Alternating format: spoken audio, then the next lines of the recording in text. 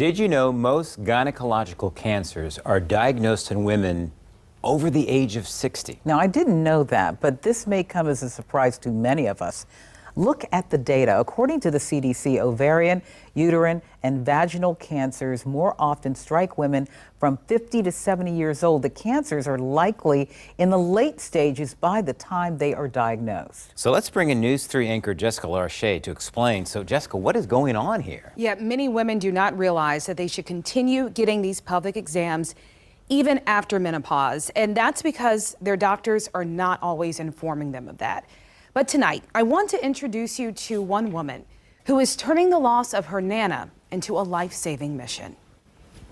She was definitely a rock. Solid rock. A solid rock. It's been 12 years since this mother and daughter lost the rock of their family. Marlise Yvonne McIntosh Henderson. Every time I invoke her name, she lives. Mrs. Henderson, already a breast cancer survivor, was diagnosed with uterine cancer at the age of 87. She died 2 weeks later. Mom was everything. She was my lifeline. Caused me to cry. I'm sorry. Mr. Henderson died days after his wife. Their daughter and granddaughter grappled with unspeakable grief. I have an irreparable damage in my heart. That's where my grandmother was. And I don't want anybody to feel that. Vanessa Hill channeled that hurt into research about gynecologic cancers.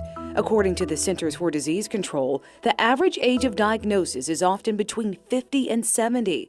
One of the warning signs for these types of cancers, bleeding after menopause. You have to tell me if you see blood, because you should never see blood. Dr. Keisha Burfoot is an obstetrician gynecologist in Norfolk. She says it's very important for women to keep seeing their gynecologist and having pelvic exams even after menopause. And it's up to doctors to let them know the warning signs too. Once you go through menopause, you should never see blood again. Mrs. Henderson did see blood about a year before her diagnosis, but she hid it from her family and doctors. By the time the pain became unbearable, the cancer was at stage 4.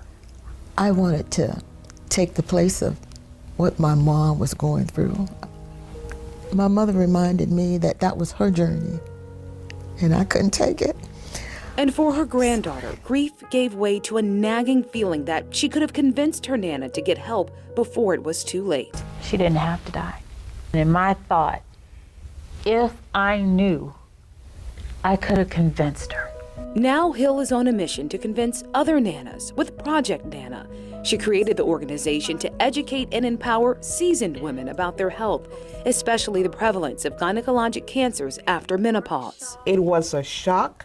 It was a revelation. Irene Hardy, Laverne Huggins, and Mary Henderson all participate in Nana Chats. We're in a safe place, and we can talk about things in this group that we can't share otherwise. In these sessions, women their age learn, laugh, and live. You're in a different phase of your life, but you're still living. Vanessa looks on with pride, her mission to push prevention making an impact.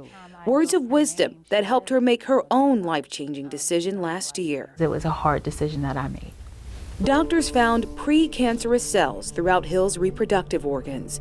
They advised her to have a hysterectomy so Nana's fate wouldn't become hers. What was that decision like for you? It was the hardest thing because anybody who knows me knows I want a house full of kids.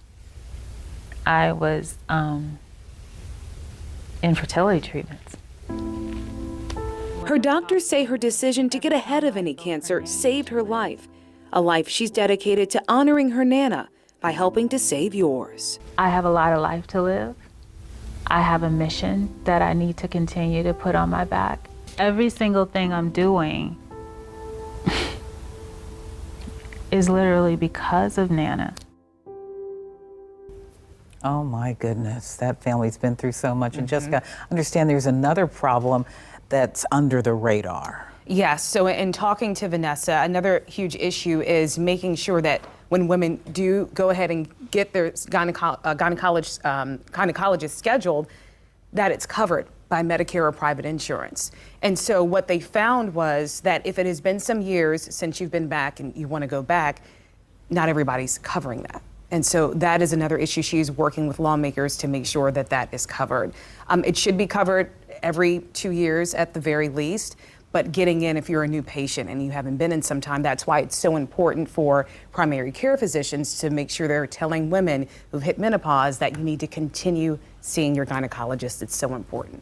Well, it's interesting that you brought that up because as soon as I hit menopause, I got fired by my OBGYN, basically telling me I didn't need to come back. After 5 years, I took it upon myself to advocate for a pelvic exam because I didn't feel comfortable not knowing the result of that annual test. So I think you have to fight for the right to be seen. You know, and I know that there are insurance issues too. But that's what Vanessa's talking about, right? Knowing how to advocate for yourself. You have to push for those exams. You have to push to be seen, and the data supports that. The data supports it. So how often should older women be getting these exams? At least every 2 years. Dr. Keisha Burfoot, who we spoke with in the story, says it may depend on what your risk factors are, but she says at least every 2 years, even after you hit menopause. It's so important. This is life-saving information, Jessica. Some powerful information.